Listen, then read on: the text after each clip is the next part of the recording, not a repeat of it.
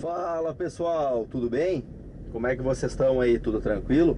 Mais uma vez, bem-vindos ao canal Vitor Hugo, onde você encontra quase tudo sobre carro e manutenção. É isso aí, beleza galera? A ideia do vídeo de hoje, vamos colocar o EPI aí, né? Ainda bem que o carro lembra pra gente, né? Falar sobre New Civic, né? Honda Civic geração 8, que aqui no Brasil foi vendida de 2007 até 2011, né? Nós estamos aqui num exemplar de ano 2010, ano e modelo, um modelo LXL, né? Motor 1.8, transmissão automática, borboletas de troca de marchas no volante, né? Eu queria, galera, como é de costume aqui no canal, dar a opinião de dono, uma opinião sincera, né? Sem querer puxar a brasa para o meu assado, como o pessoal fala, né? Então, dar a minha opinião sobre o carro, os pontos positivos e os pontos negativos. Então, eu fiz uma colinha aqui. Vamos começar com os pontos positivos do carro, né? Com certeza, o ponto mais marcante do carro é o design dele, né? Isso foi o principal para o carro fazer o sucesso que ele fez aqui no Brasil. Então vamos colocar, né, na edição do vídeo aí umas tomadas aí sobre o design externo e interno do Civic, que é um show à parte. Então confere aí.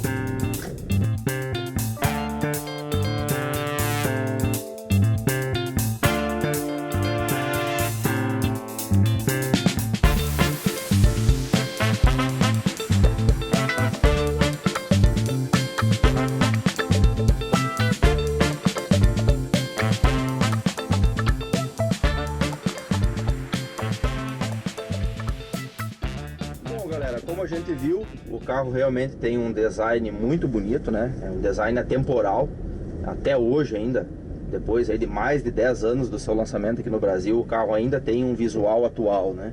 Muito bonito. Tem pessoas que dizem que é o mais bonito de todos os Civics, né? O outro ponto que eu queria questionar, que é um ponto muito marcante desse carro também, é a direção, que ela é bem direta, né?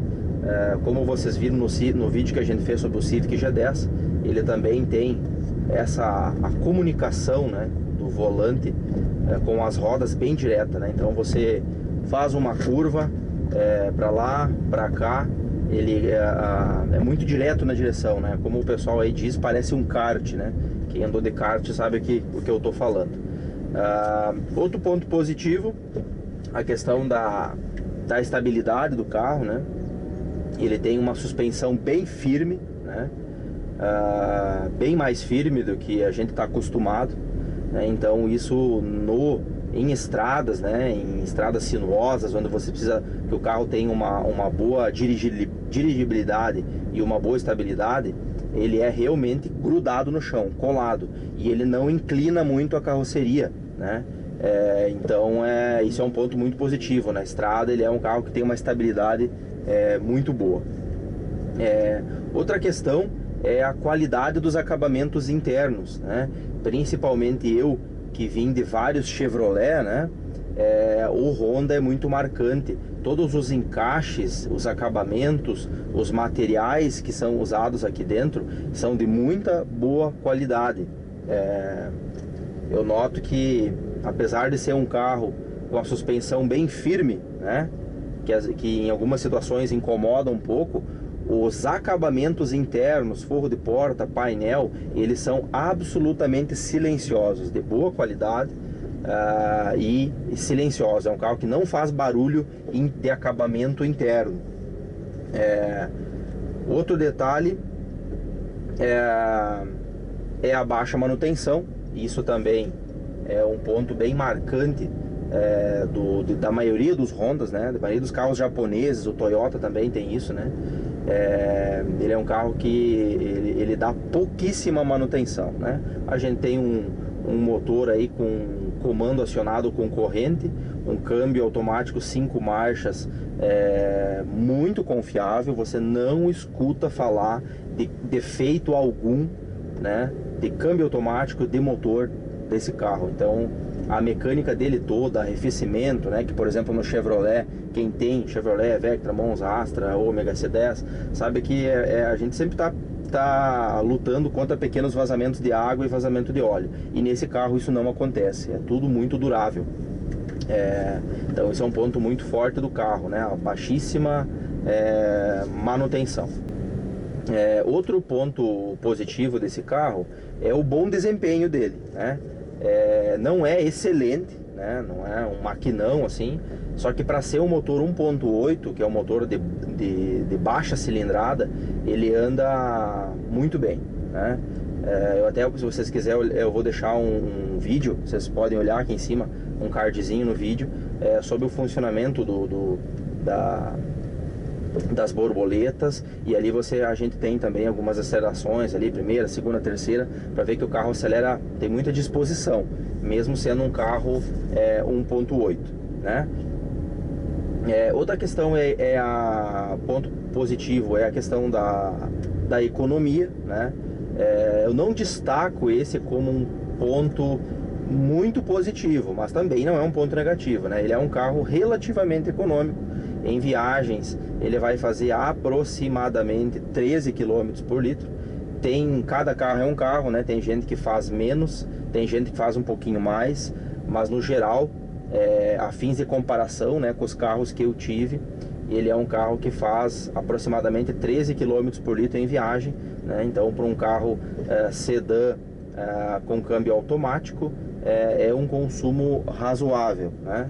Mas poderia ser melhor pela tecnologia que ele tem de comando variável, câmbio 5 marchas, e um carro com um peso mais leve do que o Vectra, por exemplo, né? Outra ponto positivo dele é o seguro, né? O seguro desse carro é barato, costuma ser muito barato. Outra coisa, o som original, né? Já vi gente que diz que não gosta, mas nessa versão que é a LXL, que é a versão intermediária, que tem inclusive os tweeters, né, lá em cima no painel, que dá esse palco sonoro que reflete no para-brisa, ele tem uma qualidade muito boa, apesar de ser um som original, não ter módulo, nada, não ter subwoofer. Eu gostei da qualidade do som dele. Outra coisa legal é o atendimento nas concessionárias, também gostei. O conforto dos bancos, né? Os bancos são muito melhores acabados do que o Vectra, por exemplo, e são bem confortáveis, macios, e eles prendem bastante. Eles têm as bordas aqui, as laterais do banco bem pronunciadas, então a gente fica bem firme no banco, sabe? Ele te prende para fazer curva, assim. Então a qualidade, o conforto e a qualidade dos bancos, assim, é bem legal, né? E mais um ponto positivo é o funcionamento das borboletas aqui nos modelos, né, no EXS e no LXL automático, que tem as borboletas de troca de marcha no volante. O funcionamento delas é bem legal, ela te respeita bastante o que você quiser fazer, né? Então você seleciona uma marcha, mesmo que você fizer kick down e ir até o corte, ele vai lá, fica cortando marcha e não troca. E você escolhe a terceira marcha, a segunda ou a quarta, ele te respeita, né? É bem legal. E mesmo quando não tiver selecionado o modo Sport, se você bate para diminuir uma marcha, ele diminui a marcha, fazendo freio motor, para você, quando você pega alguma serra ou alguma frenagem que precisa para fazer, que é auxílio do câmbio, você não precisa ficar na alavanca aqui baixando, só bate aqui na letra de menos, ele já baixa a marcha para ajudar no freio motor. Bom, pessoal, vamos passar então para os pontos negativos, né? Primeiro ponto negativo, que é o mais marcante nesse carro, né? Que é inconfundível, é a firmeza da suspensão, a dureza da suspensão, né? Para quem anda só em asfalto, é um ponto positivo, mas para mim, que ando muito percurso em percurso urbano, né? E a gente sabe que algumas ruas das nossas cidades aí não são das melhores, né? Em calçamento, em asfalto com remendos e com buracos, a suspensão dele é extremamente dura, ela é bem firme, né? Então, se você procura um carro confortável, com certeza, né, confortável em estradas ruins, com certeza o New Civic não é o carro para você. Eu tenho que ser sincero com vocês nesse quesito. O segundo ponto negativo é o isolamento acústico do carro, no que se faz respeito aos ruídos externos, né? Principalmente ao ruído de rolagem dos pneus, né? Aquele chiado, tradicional chiado dos pneus, né? Que passa para dentro da carroceria. Isso é um ponto que me irrita um pouco, né? Inclusive, nós colocamos nesse carro um jogo de pneus Michelin Primace 3 novinhos, né? Ele ajuda um pouco, né? Diminui um pouquinho o ruído, mas ainda continua sendo uma característica marcante desse carro, o ruído dos pneus passar para dentro da carroceria, né? Outro detalhe também, que o porta-mala desse carro é bem pequeno, né? Isso tem a ver também um pouco com a questão da legislação brasileira. Esse carro era um projeto para o mercado americano também, onde usava o step temporário, né? Aquele step fininho. E aqui no Brasil isso foi vetado. A Honda foi obrigada a fazer um preenchimento no fundo do porta-malas para caber o step da medida do pneu original, né? Que é a Aro 16, medida 20555, né? Então o porta-mala perdeu aproximadamente uns 40 litros, né? E passou a ter 340 litros, um porta-mala muito pequeno para quem quer um carro sedã, né?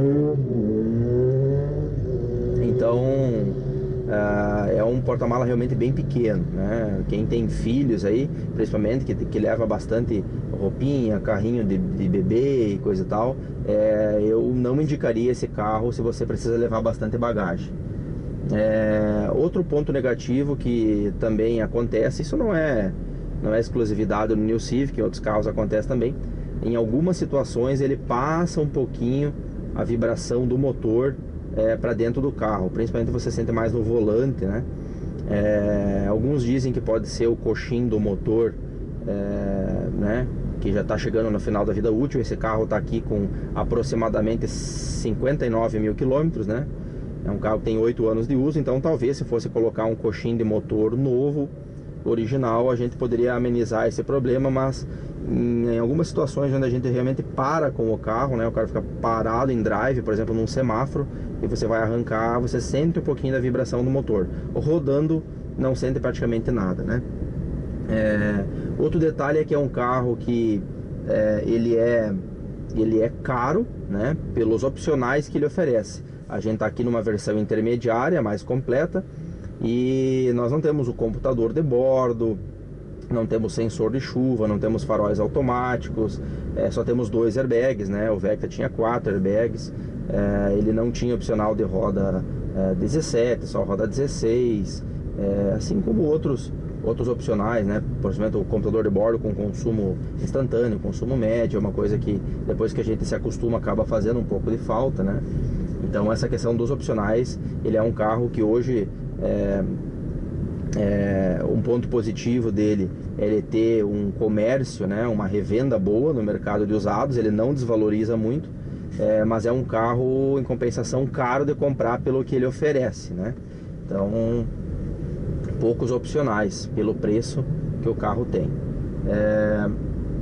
Outro ponto negativo é que algumas peças, principalmente de suspensão, como amortecedores, coxim de amortecedor, coxim de motor, algumas coisas que no mercado paralelo a gente não tem peça de qualidade. Por exemplo, no Vectra, né, em alguns outros GMs, a gente tinha Nakata, Axios, peças de reposição de primeira linha. No caso do Civic a gente não tem, né? Então a gente fica refém da concessionária e tem alguns preços que são muito absurdos, assim, tipo um conjunto de coxim de amortecedor com rolamento R$400, um coxim de motor R$800, um amortecedor caríssimo, sabe? Então assim, algumas coisas apesar de ser um carro relativamente popular no Brasil, que vendeu muito, ele ainda tem as peças de manutenção, assim, de suspensão um pouco caras, né?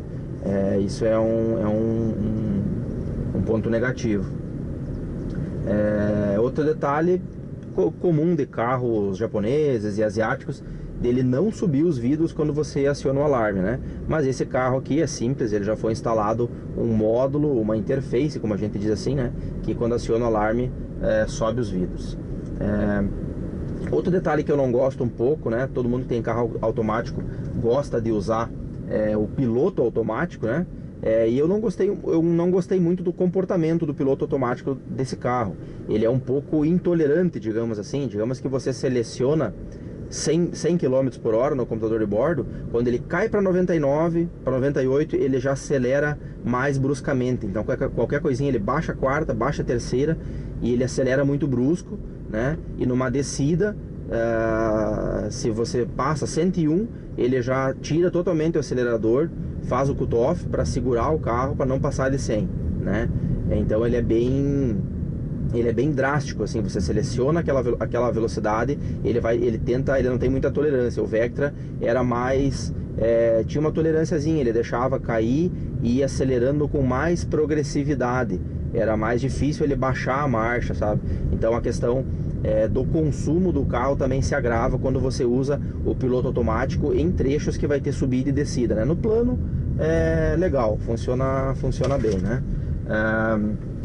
Outro detalhe que nos carros, nesse aqui que é 2010, 2011, que é equipado já com direção elétrica, é comum esses Civics, praticamente todos, fazer um pequeno barulhinho de setor, assim como outros carros mais modernos fazem também, Corolla, Focus, né?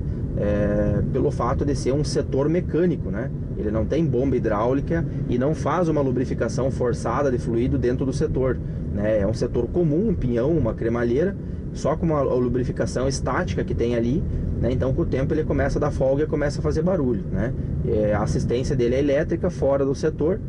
Então tem essa questão do ruído do setor, né? Ele tem ajuste, você pode ajustar ele um pouquinho para tirar um pouquinho do barulho, só que ele costuma ficar um pouco mais pesado, né? Isso é normal, qualquer setor que você vai ajustar para tirar um pouquinho a folga, ele vai ficar um pouquinho mais duro a direção, né? Mas não é um problema grave, é um barulho bem pequeno, assim, em algumas situações só que acontece, geralmente andando bem devagarinho no calçamento, né? Em outras situações não aparece, né? Tem carros que, por exemplo, como o Focus, principalmente da geração mais moderna, que bate, que parece que o setor vai cair fora do carro, de tanto que bate, né? Então esse aqui é bem mais discreto, né? E a questão do espaço interno, ele não é ruim, mas ele também não é bom, né? Para mim, que tenho 1,86 m de altura, eu noto que o banco, ele deveria ter pelo menos um pouquinho mais de deslizamento para trás, o trilho do banco, porque mesmo com o banco, como eu tô aqui, galera, ó, totalmente para trás, fim de curso, a minha perna ainda fica um pouco dobrada, né? E o acelerador, o pé fica um pouco levantado em cima do acelerador. Então isso é uma coisa que incomoda um pouco. Quem sabe para as pessoas que vão ter aí 1,80 m ou menos, 1,75 m, isso não vai ser um problema. Mas para mim, que sou um pouco alto, eu notei isso aí. No Civic G9 e no Civic G10 que eu andei, isso melhorou muito. Eu consegui colocar o banco bem mais para trás. Inclusive eu não precisei usar até no final do curso. Colocando no final do curso, ele ainda ficou muito para trás, tive que voltar um pouco, né? E no G8 aqui, usando o banco todo para trás, ele ainda é um pouco pequeno o espaço, né? Então é isso aí, galera. Esse foi o vídeo um pouco longo, mas eu acho que para quem quer realmente saber uma opinião do dono do carro, os pontos positivos e pontos negativos, a gente tem que explicar, né? A pessoa que tem interesse de comprar o carro, ela vai assistir o vídeo para ela saber na real, e esse é o meu papel, né? Eu quis passar para vocês a minha opinião sincera mesmo do carro, dos pontos positivos e negativos, né? Então é isso aí, galera. Mais um vídeo no canal. Se você gosta do conteúdo, considera se inscrever no canal aí, dá aquele like para ajudar a aumentar a exposição do vídeo e a gente poder continuar com esse trabalho. Grande abraço para vocês e até no próximo vídeo. Valeu!